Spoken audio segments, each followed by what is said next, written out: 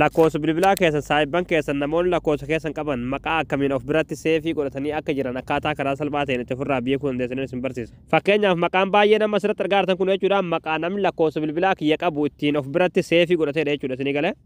Hayyee daawwattan kiyya kana beekuufis aappii tokko isin barbaachisa aappii kana gabbifachuudhaaf as Google Chrome keessan galtanii achi booda bakka sarchii kanarratti yeroo tokkoof kilikni gootu achi booda bakka sarchii kanarratti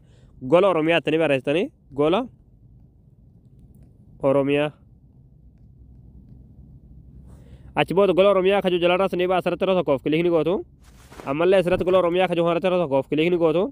ammallee haala kanaan sitti sifidaa asirratti ta'e koon sarchii kanarratti yeroo tokkoof kilikni gootu bakka sarchii kanatti qubee gaa kaa barreessite achi booda sarchii fuulduraa sanatti kilik gootu sarchii goosiftu achi booda haala kanaan suuraa kana sinii fidaa suuraa kanarratti yeroo tokkoof kilikni gootu achi booda aappicha gabbifachuudhaaf sirra olutaa gaddeemtu olutaa gaddeemtu minumaati achi booda dhumarratti qalamatii maadhaan kan barraa aappii as tuqaa buufadhaa kaju jalatti daawulood ka jetturti daawulood tan tuxaniiti aappii kana bilbila keessanitti gabbifatanii hayyee daawwattan kiyya aappii gabbifatanii yeroo irra galtan aappiin imeelii keessan gaafata jechuudha imeelii googilii keessanitti wal qabsiiftanii barata jechuudha yeroo haala kanaan isinii barame asirratti sarchi ka jettu irratti tokkoof kilikni gootu achi booda lakkoofsa bilbilaa keessan itti guuta jechuudha fakkeenyaaf nama kiyya itti guuta isinitti agarsiisuti.